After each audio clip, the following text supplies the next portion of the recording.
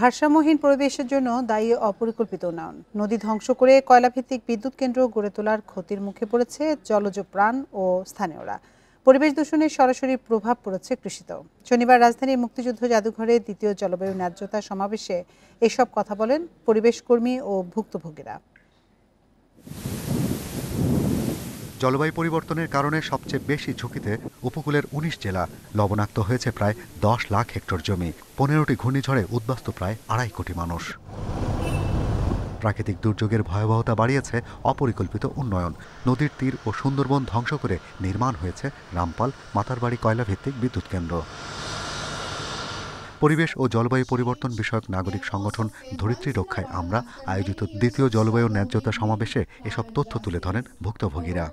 পায়রা বন্দরের অব্যবহৃত জমি আছে ২,০০০ একর, যেটি অতিরিক্ত অধিগ্রহণ করা হয়েছিল বলে এখন আমরা বিশ্বাস করি। যে সমস্ত উন্নয়ন হয়েছে সেটি আমি মনে করি অপরিকল্পিত এবং টেকসই না।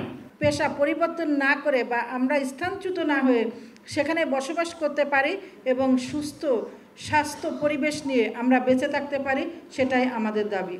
পরিবেশ আন্দোলনকারীরা জানান ২০২৩ সালে কয়লাভিত্তিক বিদ্যুৎ উৎপাদন বেড়েছে প্রায় ৩ গুণ। আমাদের নদীর ফোরশোর ব্যাংক এগুলো দখল করে নিয়ে এটি হচ্ছে, পরিবেশ বিনষ্টের কারণ হচ্ছে। এটি তো হতে পারে না।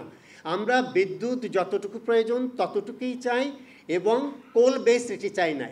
সমাবেশে দুই উপদেষ্টা জানান বেশি মুনাফার আশায় প্রাকৃতিক কৃষি পদ্ধতি ধ্বংস করা হয়েছে। ফসিল ফুয়েল বেসড প্রোডাকশনে যদি যাই, সেটা কৃষি হোক লাইভস্টক হোক, সেটা আমাদের জন্য খুব উপকার করবে না। তার চাইতে আমাদের পরিবেশ নির্ভর পদ্ধতিতে যাওয়া দরকার। আমরা আমাদের ক্ষমতা দক্ষতার ভেতরে যতটুকু করার ততটুকু আমরা করব। আমরা চাই রুল অফ ল, কমপ্লায়েন্স। নদী যদি রক্ষা করাটাই আমার আইন হয়ে থাকে, নদী রক্ষা করব।